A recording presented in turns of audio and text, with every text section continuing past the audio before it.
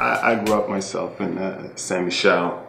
It's the east part of Montreal. I grew up there, and musically, well, my parents are from Haiti, and growing up, we mostly had I was exposed to mostly soul music and traditional Haitian music, and the neighborhood I lived was mostly Haitians, Italians, and really a small percentage of like Quebecois. Interestingly enough, it's through music that I was able to travel, definitely. And but it's only when I started to leave Saint Michel and just like go downtown, for example, go to Côte des Neiges, for example, and meet other people. But to being exposed to that like scene of like culture, different culture, really made me appreciate what my parents was just sharing with me, you know. Or else I was super isolated in Saint Michel, really isolated, because people don't even take the metro to go downtown. And there was no metro for a while when Exactly. you were growing up. Yeah. It's like it's like you're so stuck in that place, and then like that's all you know. That's all you're exposed to. And yeah, it's musically, as my father being a musician as well.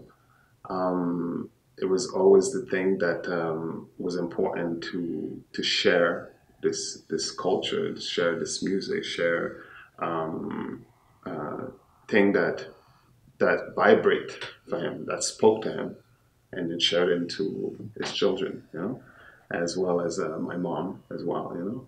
But growing up musically it was not always easy to have access to music, and it was through radio, CKUT, CKUT with the old tapes and just like recording songs, and then every time recording songs and make sure to make more research. So the research was very difficult to find music, So Because when there was no internet when you were exactly, growing up. there's no internet, so it's like really difficult to. So when you had a tape with like a song that you like or an artist that you like, you really had to dig deep to make research to find more of that artist. Right.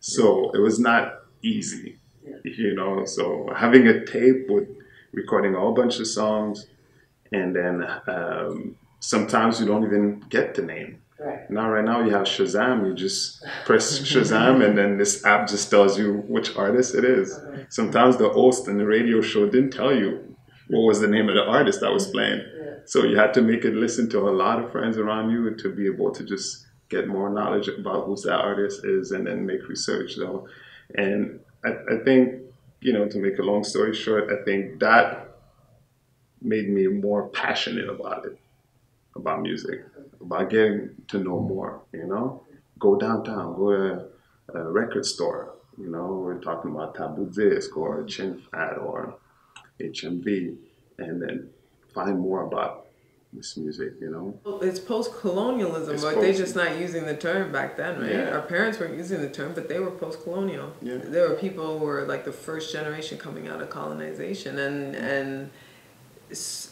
I think there's waves of what makes Montreal very special places, and our wave of making Montreal this multicultural place.